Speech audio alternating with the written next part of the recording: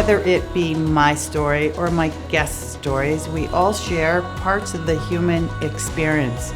In our own ways, we have all faced triumph and challenges, both joy and pain, both gratitude and grief. My life changed forever on October 11, 2019, the day I had a stroke. It had a ripple effect, not only for me, but also for those I cherish. Through grace, we are here today to pay it forward. It's my mission to focus on what brings us together and help people find their path through life stories.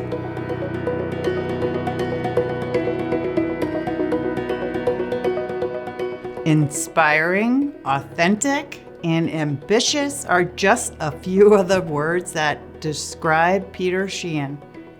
After decades of standing in the fire with leaders of high-performing organizations, he has proven that hard work and determination create success. He has been relentless in his own pursuit of growth. He has written 7 books, built 3 global companies, and delivered more than 2,500 presentations in 40 countries. I am truly in awe.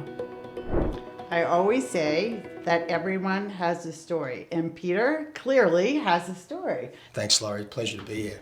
Thank you. We've got some history, you and I. We bought and sold a few houses over the years. Yes, we have, but I'm very curious. You're one of 8 children? One of 8, yes. 6 sisters, 1 brother. Oh my God. Okay. Yeah, I'm like the quintessential middle child screaming for attention. Okay. Look at me. So why? The why? The why of the why of my career, the why of my life, the why did my parents have 8 children? Which why? Whoa. Well, Catholic family, not enough money, 1 TV. That explains the first part of that story. But it's interesting, growing up in that environment, I was very lucky to be in a safe, like a physically safe environment as I grew up. But it was an environment of a lot of scarcity. There was not a lot of options. Everything was a democracy. And when there's 6 girls and 2 boys, that means you never got anything you wanted ever, right? And it actually shaped me significantly when I left school and got into the workforce, because one, I decided I had to work for myself because I couldn't possibly be controlled by someone else. Mm-hmm. But there was a real dark side to it too. I think sometimes when people answer their purpose question and their why question, they give a Pollyanna, values-driven response. But the truth is, most people are coming from a place of insecurity and fear. And in my case, it was just a fear of never mattering to other people, never having a voice, never really being seen and heard. So it's not surprising I found a job getting up on a stage and speaking to thousands of people, because you have to hear me, you have to see me, you have to understand that I have something to say, And so I would say my why was a combination of a dark insecurity, which took me a good 20 years to get over, and we can talk about that if you like. Yeah. As well as just a desire to live a big life. My belief system tells me there's nothing on the other side of this. And so I'm like, this is my one run around the planet. This thing's been going for 13.8 billion years. It's hurtling around a bright, shiny star in the middle called the sun. Let's suck the marrow and get after it, And Amen, so honey. That's my positive why. And I'd say the darkness was the other stuff. And that's just an honest answer. Okay. The dark being? Just an insecurity, and I think we all failure? have it. Well, I mean, I think most humans, when you really boil it down, are scared of 2 things: not being good enough and not being loved. And I would argue not being good enough is probably related to not being loved. And it's why we work 80 hours a week. It's why we get, we blow out of proportion the smallest setback relative to the overall progress of our life. It's why, I found it hard to say no to jobs when I should have been on vacation with my family. It's because you're just worried it's all going to run out. And what does it mean if it all runs out? Well, you won't have been successful. What does that mean? Well, you're not worthy of love. Most humans boil down to the same couple of things. And, it's not a woe is me story in any way, shape, or form. I think that's just part of the human experience. I think coming to terms with it and realizing where it comes from is a big part of maturity. So how did you learn that? Therapy. Lots of it. I mean, multiple therapists, weeks back to back, plant medicines, sabbaticals, benders, you name it, all of the above. But, my whole life I've had a strong practice of self-reflection. What does that mean? It means, if your life's worth living, it's worth analyzing and recording at some level. Now, that doesn't mean I don't find joy in the moment. I totally find joy in the moment, but at some point I want to look back and go, what did I learn from that experience? What did that mean about me? Or if I behaved badly, I want to own that behavior and go, where did that come from? Was that jealousy? Was that fear? Was that what was that thing? And so I've journaled most of my life. In fact, I've, 100 of them lined up in date order from when I was 19 till today. It's still a practice that I engage in today, yeah. Okay, so what made you be so successful and leave your family? And your family is still in Australia, yeah? Yeah, so most of my siblings live within a couple of miles of each other, and my parents too. My parents are long since divorced, but remain friends at this point. I would say, it depends. I think I've given you the reason why I was successful, which is I was running away from something and kind of trying to prove something to the world. But I also, had a deep commitment to inspiring people to make better decisions. Why? Because I had that experience. Who did it? Yeah, a guy called Jim Rohn, actually. And by the way, not an uncommon story. I've met at least a dozen other people who would say, including people like Tony Robbins, who would say that Jim Rohn was the motivational speaker that gave them the impetus to start. I was sitting in a room for 4.5 hours. We couldn't afford a ticket where you had a straight view. So I'm sitting behind a concrete pile and I'm literally the whole day I'm looking around this concrete pylon to watch this speaker. Cheap seats, yeah. Yeah, absolutely. Not just the cheap seats, the obstructed view seats, right? And he just shared stuff about, that thing I just said, if life's worth living, it's worth recording. That was from him. He talked about, don't wish life was easier, wish you were better. And there's some really interesting points of view. And I think I was 20 at the time. I was running a bar. And I just remember it totally changing my view of life. And his portion was 90 minutes of the day. And so in 90 minutes, one individual with the right ideas was able to transform my experience of my life. And I thought, what a wonderful gift to give people. And what if I'd had that moment, not at 20, 21, maybe I think it was 20 when it happened. Not at 20, what if I had that at 15 or 16, right before I started making career decisions? Could I have made better decisions for my path forward? Could I have escaped the social conditioning of go to school, go to college, get a white-collar job? Maybe there was a different path for me. And so I decided I would go into schools and create those 1-hour experiences that were catalysts for people to see the world in a new way. What was his one sentence? You do remember? Yeah, I actually think it was, I know, if not me, who? Why not me, And then I'd work 20 hours a week for 20 years, 20 hours a day for 20 years. And I don't know, something, when you work that hard and you give that much of your life to something, eventually it comes back. I didn't actually work 20 hours a day, by the way. But I genuinely worked 16 to 18 for a decade, Okay, so you speak, you write books. So when a corporation hires you, what is their goal? So when a company hires me, they're trying to accelerate how quickly they change and transform their business in response to external disruption, right? So you look at the impact of Amazon on the retail business, right? You look at the impact of digital content on the media industry. So those companies come to me to architect their response and to change what are sometimes really archaic and entrenched cultures inside those business. They think they're going to get strategy and structure and sophisticated, complex, organizational systems. Mm-hmm. What they get is therapy as well, right? Really, the companies don't change, people do. Mm-hmm. And the way an organization is structured, if you can get the top people to change, the rest of the organization comes with it. And so I focus my time and energy working with the CEO and her or his direct reports, basically. I have found that people don't like to admit they're not perfect. And they make a story. You're not perfect. Wait. No. Exactly, right? Yeah. It's a strong person who can admit that. So I have a buddy, Pete Feuder, who says when we go to work, or we enter our social settings, we enter with a mask. And you know I'm wearing a mask.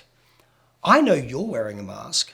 You know that I know that you're wearing a mask, and I know that you know that I'm wearing a mask.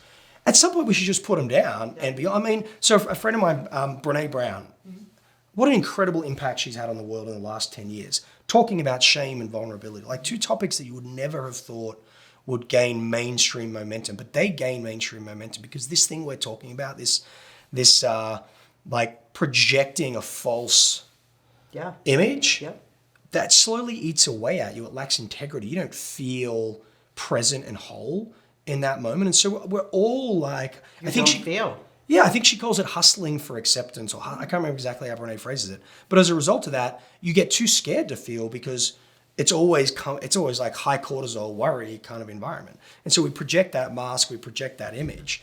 And I think it not only holds us back in our lives, it robs us of the true experience, right? But does the average guy know that? I think someone has to wake them up. Here's the dangerous thing. Once you're awake, you can't shut it down. And you know, like, don't do that therapy the first time if you're not prepared to keep doing it after that. You know what I mean? Like, you can't begin to excavate this part of you and begin taking that mask off if you're not going to stay. You got to stay the journey. Otherwise, you'd be better off to live in ignorance. You know, what is that old saying? Ignorance is bliss. That's not completely inaccurate, by the way. Okay, what have you failed at? Oh, Laurie. Well, firstly, you know, that generally is a word I try not to use because, and I'm not being, it's not a cliche. It's that, have I come up short? Every day. Like, in fact, I've never not come up short. But to see that as like a failure to me is just not helpful. But the next question is, how did you overcome that? Yeah, so I would say a couple of things I have done poorly over my life. One is I'm not a great CEO. Like, I've built great companies and I've built them by putting really good leaders of people. I have not been a great leader of people. And I look back and I do actually experience shame when I think about how I acted and the way I treated my team and wished I could do that again. But how do you get over that? I can't go back and I can't redo that, but I can change how I treat my team from here on in. And what made you realize that? Oh, they told me. Eventually, you know. But it's been the same. Like, I would say, you know, I came up short as a father as well. Like, I prioritized my work, and I'm really proud of what I did. But I would tell you that I had long since surpassed the level of economic success that I needed to provide a platform for my children to build their life from. And yet I kept pushing past that line. And, you know, your kids find a way of telling you that too. You know, and I don't do I have moments of feeling like a failure? Not really. I have moments of feeling like I came up short and I could have done it different. That's a better word. You know, but I feel like that with everything I do. And so the real journey has been two things. One, to just never dwell on what happened, but really learn from it and do a better job of it now. And I would say in the last, 4 or 5 years, take with my kids, I have a better relationship now with them than I've ever had with them. Mm-hmm. And they're actually getting to an age where we kind of sit, like, I'm better at this age with them than I ever could have been at a younger age. Like, I didn't have the emotional maturity to sit still. I didn't have the sense of self-esteem and self-worth to not be producing and achieving every day, which is kind of what you need to have, that stillness to sit on the floor and build blocks, And so I was a kid raising kids in a way, but I'm not there now. Like, I have a really different and mature relationship with them. And so I think the first thing is to realize you can only change what you do moving forward. So learn from what you did back then. But two is to find peace with it as well. Does that make sense? Like, it's not just to focus on doing it better now, but to do it better and feel good, peaceful as you're doing it imperfectly.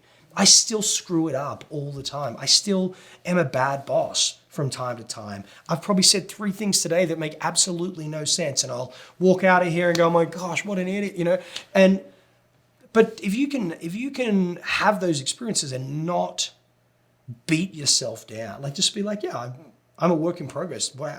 How you doing? You're not perfect. Like, that's a really nice space to get to. And that word, perfect. Yeah, but it's a maturity thing, like it really is. And you asked me the question, how did you break through that? It was a lot of there's a lot of self-development, a lot of therapy, a lot of taking time, a lot of listening to people's feedback, just getting unbusy for a while. Like COVID has been a real gift in my life. And I don't mean to say that flippantly because I know how just terrible it's been for so many people's lives. It's been economically terrible for me, but it's been emotionally incredible. Because I wasn't on a plane 5 days a week. Like in the last 5 days, I have been to Nashville, Minneapolis, Burlington, Vermont, Austin. I came back to pack my bags today, film this for you. I go back to Tampa tomorrow. I go to Hawaii on Monday, and I go to Portugal next Wednesday, and I'm going to go to Nashville between Hawaii and Portugal again. That's what my life was like for 15, 20, almost 20 years. you're going back, though. I'm having a short window where I pull the organ. Yeah. Thanks, therapist. Yes. But I've got enough self-awareness now, right, to go, oh, this is not how I want to do this. And I'm a guy that's doing 12 weeks of personal travel a year on top of the 40 weeks of business travel and taking my kids to fun places, and I wasn't able to do that. Were you able to live with yourself and hear yourself? Not at first, no. Yeah, I really wasn't. I doubled down on, the therapeutic process during that. Here's the worst thing about becoming successful. Most people want to have these conversations. They want to do it because I built big companies, sold them, live a big, I have a big life like that. The worst thing about having that is you do it because you think it's going to fill the hole, but it never does. But let me tell you, when you have that level of success and it doesn't fill the hole, that's a very scary moment because you're like, I executed the playbook perfectly. I got all the things that everyone says you need. And not only do I not feel better, I feel worse. That's a moment of real, So then what? Well, so then you work out how to find inside yourself the things that you used to seek from other people. And it wasn't just money for me. I made all my money doing really good things for the world, like inspiring kids and teaching financial literacy and driving diversity and teaching unconscious bias to 15-year-olds. We did really special work. And so I had a purpose-driven, values-led, socially focused enterprise and got paid really well to do that kind of stuff. So it's not like I felt like I raped and pillaged the earth, but I was still seeking from that work, that recognition, that social status, I was seeking What? a meaning and acceptance for myself, love, right? And then you do it in your relationships, which is why you build a codependency, right? You're afraid to be on your own because what would that, I don't know how I am in my own company. Well, COVID fixed that too, And so it's a process of beginning to find in yourself the things that you used to find in others. And for me, it was a journey, actually. It was from moving from economic success to relationships, like having deep, vulnerable relationships that are built on, I'm going to say the word compromise, but what I really mean is giving a little. You just know a willingness to, it doesn't always have to be how you want it to be. And then I moved from that to community, like having friends and family around me that made me feel enough just by being around them. But the real breakthrough was when I was like, oh, I actually don't need any of that stuff to be happy.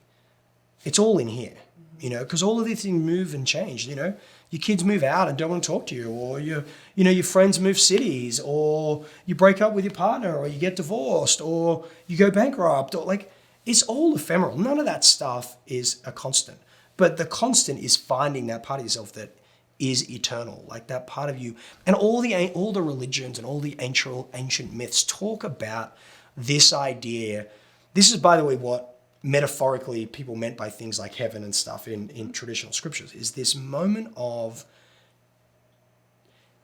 deep peace and a connection to the divine, to the eternal, in the real, in the moment. I feel it now. I'm connected to that now. It took me 41 years to find it, and to realize that it wasn't out there. It wasn't about living in accordance to some dogma. It was about get like slowing down and finding a way inside to find that peace, you know. So no expectations. Yeah, like I'm not attached to the outcome, which is a Buddhist kind of concept, and I'm not a Buddhist, but that is that is a beautiful set of understandings around this idea of like not being attached to that outcome. You can still do all the fun stuff you used to do. You just do it for different intentions, different reasons. So you're a very influential guy. Who has told you that you motivated them? I mean, I'm lucky enough to be in a job, Laurie, where that happens all the time. You know, where... Sincerely? Like sincerely, yeah. And sometimes it happens years later. Mm-hmm, yeah. And people are like, you won't remember this, but you were in Austin, Texas, and you said this thing, and I went off and did that thing. And I'm just like, okay, I kind of remember that day. I have no idea what I said. They'll say, you said this thing. I'm like, I don't remember ever saying that thing.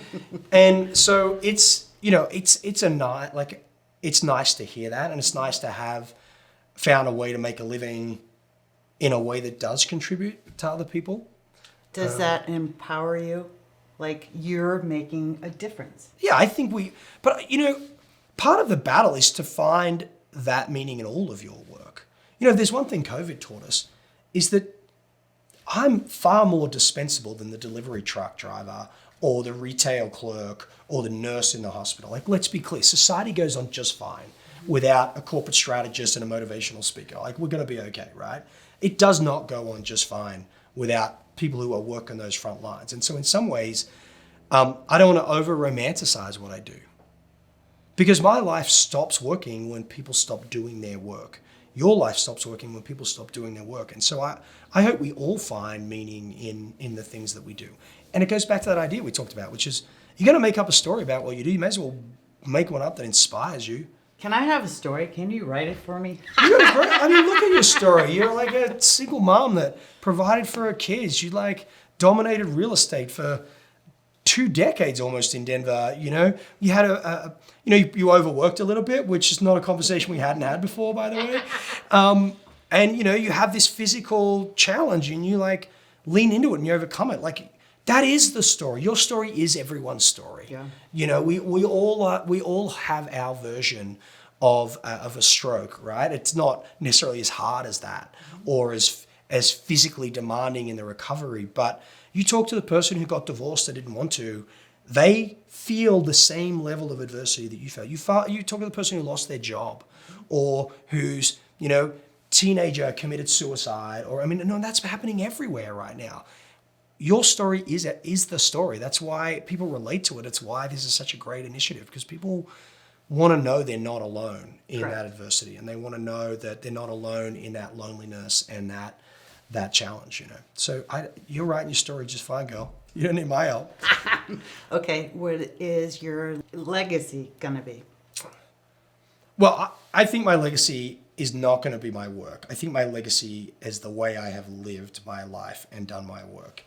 And my kids feel it. I have business partners now, which is and have had for many years.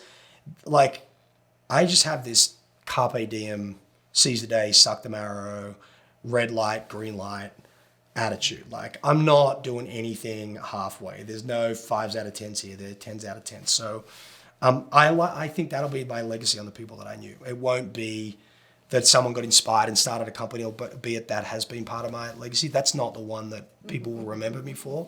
They'll remember me for how hard I lived. And I'm okay with that. I like that. Okay. I'm going to direct the people to you for more information. LinkedIn, Facebook. I'm not particularly active on social media. I know. But I'm more than happy to connect with people. LinkedIn's a pretty good place to do it, or Instagram. They're probably the two. Thank you very much. You're welcome. Do you have a story to share? I'd love to hear from you.